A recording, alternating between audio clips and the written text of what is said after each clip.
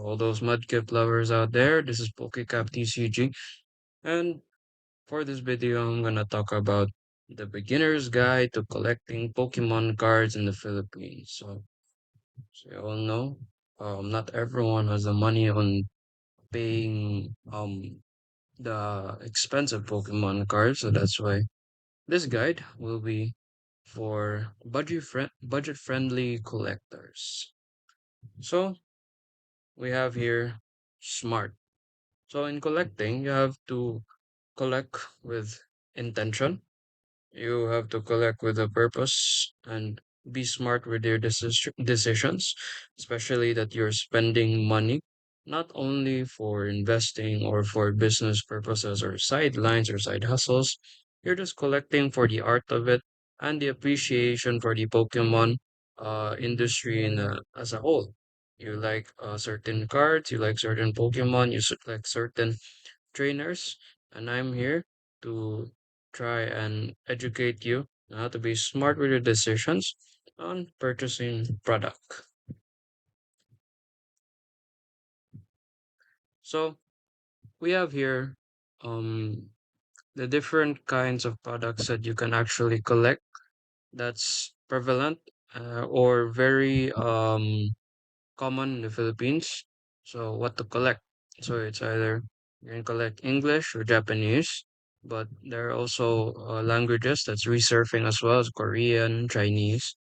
These are based on your preferences as well.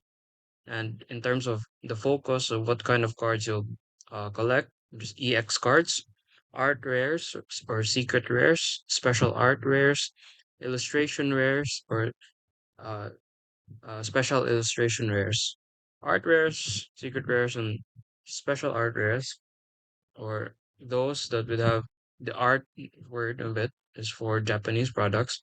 And for illustrations, on the for illustrations, that's for the English products. So the secret rares are both can be found on both languages. So you can collect either uh, yeah, you have options. So language preferences. The third one would be master sets. Master sets means that you collect every single card for a specific category or a specific collection. One would be if you collect English, let's say for this new set would be either Mega Brave because Phantasmal Flames is not yet available. For Mega Brave products, you collect all English cards for Mega Brave from the trainers, common cards, uncommon, the rares, art rares, illustration rares, all of those, and you put it in one binder. So that's what you call a master set or a master set of a specific Pokemon or a specific trainer. So a master set of all those cards, be it in a collection of a combination of Japanese and English, or collecting all of the cards of a specific Pokemon or a specific trainer. The fourth one would be artist collection. Artist collection would be specific artists uh that made specific Pokemon cards in which uh that's how you collect specific artists in one binder. So for reference, you can search it on the internet because we're all tech savvy already and we know how to use the internet in searching. So since I already since I already said about specific Pokemon and specific trainers, we have here is the collecting of sealed product. So sealed product consists of booster boxes, Pokemon packs, ETBs or Elite Trainer boxes, which you can also collect those for its uh, let's say art purposes. And it's like collecting vases, like collecting plates. You can also collect sealed product, or for the investing purposes, in which sealed product will always increase in price regardless because there is a demand for it to open. And lastly, would be graded products. Graded products consist of Pokemon slabs. If you're if you are uh, if you know about PSA or Beckett CGC, You can also collect those for, yeah, you just want to grade your cards and what kind of condition they're in. Could be a minty or a black label. So yeah. So here are examples. I don't have any for graded because you can search it up for the internet. So you have for Mega Lucario, the secret rare would be Japanese and the English one. That's just a preference because I like Lucario as well, other than Mudkip. Then we have also the NSIR and the NSAR, which is for Japanese and the English. And we have also examples of booster boxes for Mega Brave and Mega Symphonia for Japanese, and Mega Evolution for English. So for graded cards, you can search it in the internet. So yeah. So where do you actually get product in the Philippines as a casual collector? First up is malls. So as we all know, malls have everything, but with regards to cards, you have to really time it because in the Philippines, uh, it depends on the supply of the malls. So if the supplies are lower and there's a really high demand for it, so you wouldn't really get the right timing to get the product. So you really need to have the connections. Next is card shops. So for card shops, yeah, there are cards there, but you always have to think and consider that card shops have to pay rent and they have to pay overhead, the people working there. So you'll have to expect that in card shops they'll have to sell cards not for market price, but yeah, they have to place a premium. So market price is called the price that is set by the demand of the products, and a premium is a percentage that you have to add in order for you to recover or card shops to profit. So third is card shows. Card shows would be shows in the city that you are in that is scheduled for a specific purpose of giving vendors the opportunity to sell cards, the community to interact, and to enjoy the hobby itself. So, fourth is Facebook Marketplace. So, in Facebook Marketplace, you can actually um, search up in Facebook because everyone uses the internet nowadays. That there are people who would want to sell their cards for market price, which is good, but you can also negotiate for lesser prices if they are willing to sell it at that price or they are quitting the hobby as well. So you really have to do your due diligence. And lastly is Shopee, online shopping. Shopee or for what's catered in the Philippines, which is very customer friendly in a way, but you also have to always be aware of scams. So here are samples. So one would be SM, but not only for malls would be SM. So you don't have to only stick to SM. Any mall that has or sells the cards that you need or the packs or the product, then you can go there. Second is Unbox. It's a specific place that you can go as well that specializes on cards and collectibles. Then Facebook Marketplace, then Shopee. Then I have a YouTube video as well on my recommended or suggested shops in Shopee online where to buy your Pokemon cards for market price or prices even under market.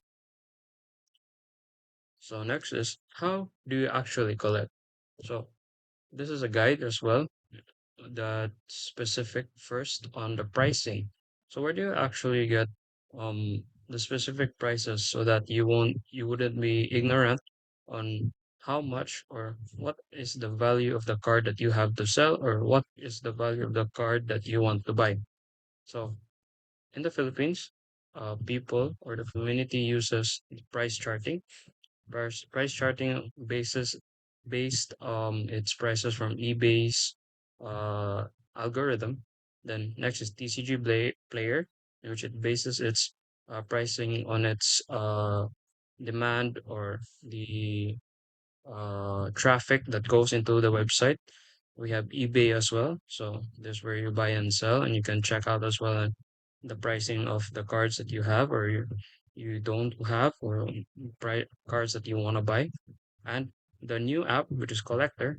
But um, for now, since it's still new, so the market or the community as a whole is still um, uh, questioning or experimenting if if this app is reliable. So as a whole, these websites that you can find, as also apps that you can download on your phone, so for convenience. So here's the price charting, eBay, TCG Player, and Collector. So this is what they look like. So next, the concept of how do you collect, which be budgeting. And for specific purposes for this industry, budgeting consists of budgeting your time, budgeting your money, and budgeting the interest that you have for such product. First up is budgeting time.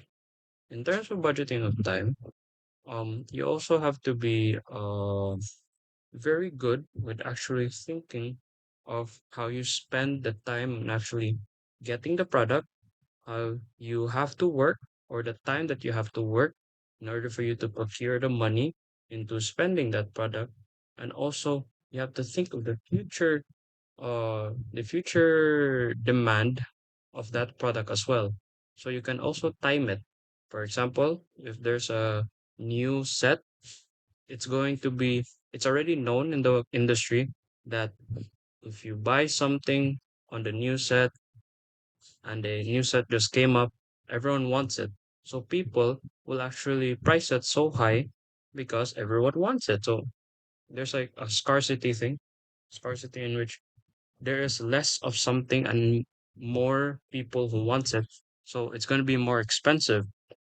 So the strategy on which the community does is to wait around 3 to 5 months for the pricing to be more fair and more more or less manipulated in a way. So you really have to actually do your due diligence and your homework in order for you to identify what time gap or what uh what time that you when is the time that you're actually gonna buy the product. So next is money. So in this hobby, you really need money because if you don't have money, you wouldn't have the options as well. Your options are limited to how much you have. That's why you have to be tech savvy as well. You have to have a lot of options and avenues on where do you get your cards. And you always have to reserve your money for the best option. And lastly would be interest. If you have to think it as well that the card that you're actually buying is a card not only for investment purposes, but it's a card that you'll enjoy for a very long time. So it must be a card or it must be a product that would actually um make you fulfill of you working so hard to get it, and you'd have to be contented with what you have. And yeah, not really for investing because it is a beginner's guide for collecting. So next, in how to collect and how do you collect in terms of protection, nowadays people base the value of a card not only by its demand but also the condition of a card. Would it be heavily played or heavily damaged, moderately played or moderately damaged, lightly played or lightly damaged, or would it be mint or near mint condition? The value of the card will be measured by that. Therefore, if you get a new card or you pulled it from a pack or a sealed product, you have to protect it with first penny sleeves. These are just plastic covers in order for you to avoid dust and scratching. Next is top loaders. It's an extra protection so that your cards will be encased into one. Then next is binders. If you don't like to place it only in a top loader and you want to see it while flipping pages, you can put it on a binder. But you can also buy binders that are catered for top loaders. So that's what you call a top loader binder. And lastly would be containers. I guess this is like a personal note for me because if you have a little space on your residence. So you have to put a container so that you could organize your products whenever that you don't want to look at the products and you have to be busy with something else. So yeah, here's what it looks like for the demandability of the Philippine in the Philippines. Penny sleeves, this is penny sleeves, top loaders, there's a container, and this is the binder. So you don't have to limit yourselves to any of these, but these are just recommended products for me. You can also be creative in how you do your cards because it's your cards, so enjoy it your way. Next is avoiding burnout. So when you actually join, like every hobby, the more you do it, the more that you there's like a concept of actually enjoying it less because you're always engrossed onto something. It's like having a job. 5 days in a week, you go out, you go to your job, you get tired, right? Even if you like the job, you still get tired. So in this hobby, you always have to remember that you also have to rest. Yes, it's enjoyable, but sometimes you also have to check on yourself mentally and physically and do other hobbies as well, other than just collecting. But in the end, you always have to prioritize your happiness with regards to collecting because this is what collecting's all about. So, thank you for listening to this video and everything that I have um told you today would be um like some of the recommendations and suggestions would be in the description below. So I hope you have a wonderful collecting adventure and I hope this video helped in your collecting journey. So bye bye and Mudkip out.